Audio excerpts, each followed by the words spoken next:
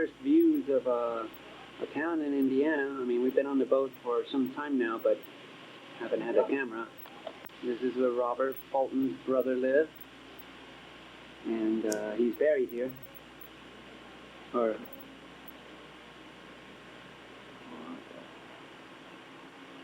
standing down here. Say hello to the camera. Hello, camera. That girl can buy all the cheese. Okay.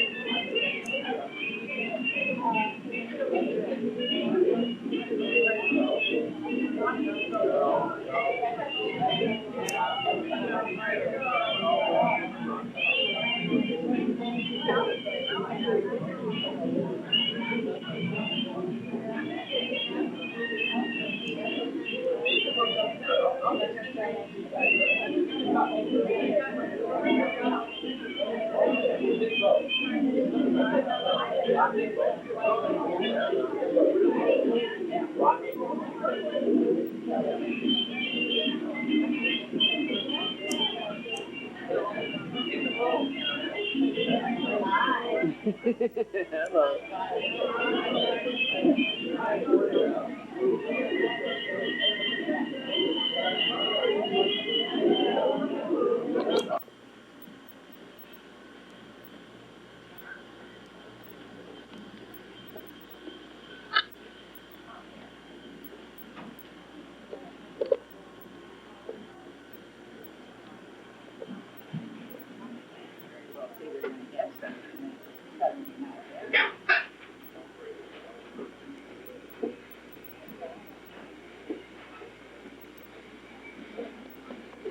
Yeah. Trying to get outside. Where is the library?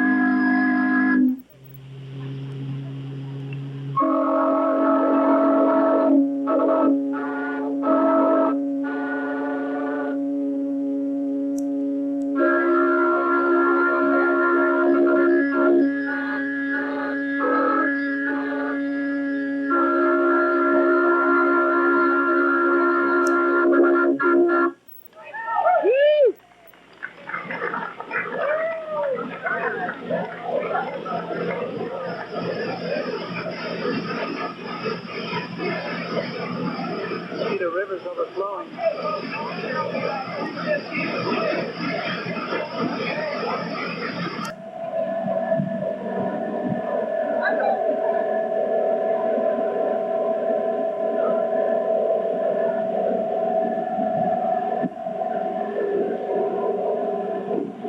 Last week, they had an accident. The river was up so high that the smokestacks got smashed. There's one of them, or what's left of it.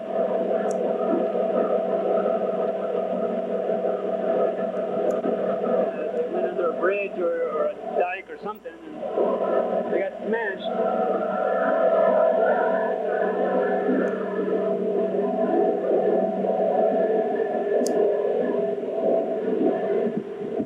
Here's the other one.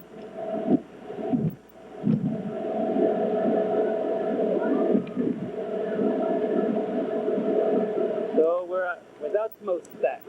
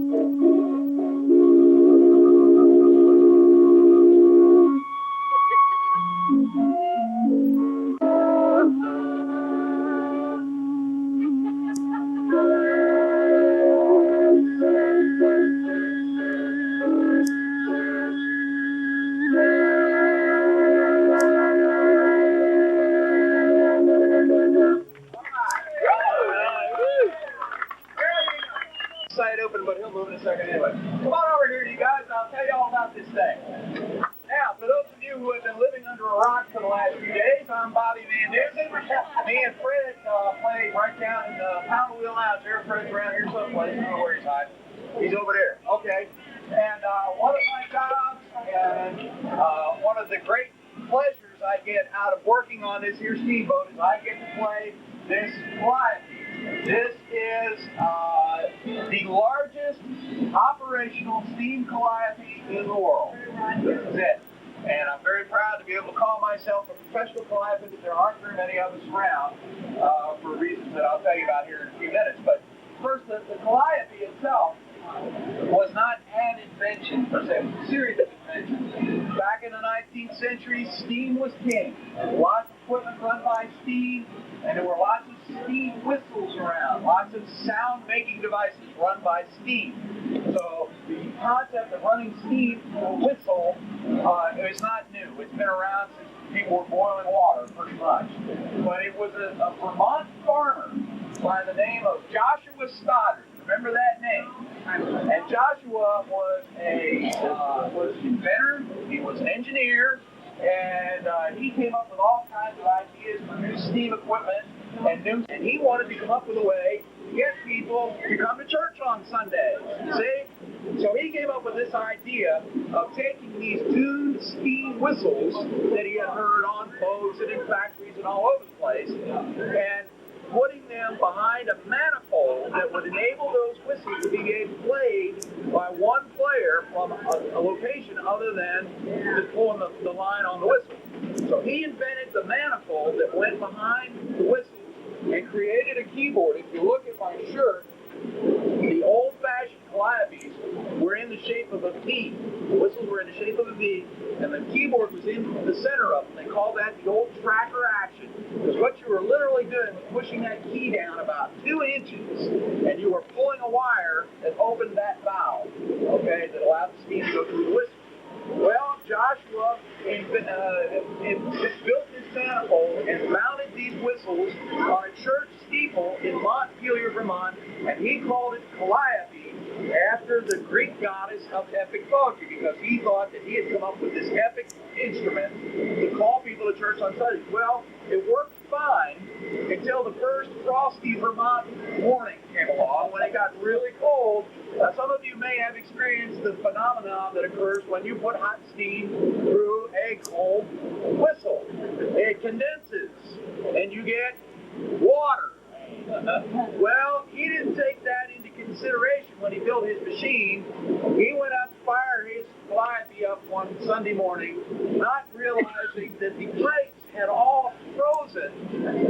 Went to fire his calliope up, blew up the calliope, and took the church steeple with it. So it was not a universally loved thing, in the beginning, but it was P.T. Barnum who said there's a sucker born every minute who heard that on a clear day you could hear one of these things as far away as 5 miles.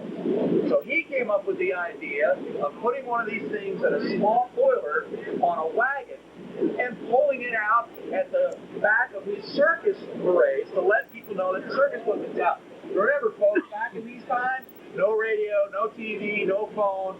Everything was either word of mouth or you invented something really loud to let people know you were there. See?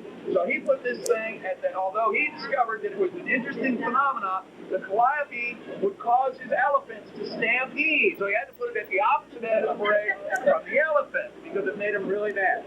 So, and then there was a showboat up on the Kanawha River in West Virginia that was the first steamboat to have a calliope on it, and pretty soon, I just love this statistic. It's been estimated by the people who estimate this sort of thing that at one time on the waterways of the United States of America, there were 6,000 steamboats with calliope on them. Can you imagine what that racket sounded like? Jeez. It wasn't unusual in Natchez down on the lower Mississippi to have 200 steamboats tied up at the same time, and every one of them had calliopes on them. Jeez. So anyway, that's the evolution of the instrument. There are, there's the Delta Queen, Mississippi Queen, the American Queen, the Julia Bell Swain, the Natchez, the PA Denny, and there's one more. Twilight. Jean Mary has that's compressed air. There's seven steamboats left with steam-powered calliopes on them, and you're on one of them. And this is it, folks. There are lots of steam calliopes around. You'll see them. There's one up in Wabasha. He follows us around. He's got a little boiler on this wagon. But this is the largest operational steam calliope in the world. This is it. 44 whistles. They are brass on the inside, which gives them kind of a nice tone. And then they electric gold plated them. So that's gold on those things. They shine up real nice. There's 44 of them. And let's see, it was made by the Davis Calliope Works in Seattle, Washington, specifically for the Mississippi Queen. It was originally designed to run on compressed air, but then they decided they wanted to have the best in the world, so they re-engineered it to run on steam. Now, it does run on the same steam. It takes a line directly off the boilers down in the fire room there. Down in the engine room, that 400 pounds per square inch steam pressure is reduced down to 45 pounds per square inch. The 7-inch diaphragm steam reduction valve, you find it on all sorts of steam equipment. And it comes up that corrugated pipe right there. You see it running along the bottom of the shuffleboard port there, and goes up to the manifold. Up there, take a look at it. It's right behind the whistles up there on the shuffleboard port. There, it's reduced down to right at 15 pounds per square inch. That might not sound like a lot, but it's superheated steam. And you get real hot steam into a relatively cool environment, and it expands enormously quickly. And that's why you get that lovely sound. As soon as that hits the air, it expands. Now, we have a 2-speed calliope on board, folks. It's either on or off. There are no, down is on, up is off. Okay? So it's a 2-speed calliope. Now, y'all gonna have a chance to play it. Here's how we're gonna do this. Since this lady right here is chomping at the bit, what we would like you to do, you're going to become part of steamboating history, folks. What we would like you to do is sashay up to the keyboard here, or do it any way you'd want, this way. We would like you to sit down, have a seat, look over at our esteemed photographer over there, Jason. Everybody say, "Hi, Jason!" Hi. And he will record this event for posterior or your else lodge wall, whichever you prefer. Strike a nice pose right there. Look at him pretty. And then, if you are a piano player, okay, here's a little tip. Please do not sit down and go like this and look at me like it doesn't work. Take your time. Hold it down and give it time to breathe. Okay? It's not like an instantaneous thing. You're going to be a little bit of spray. It won't be too bad. It'll dissipate.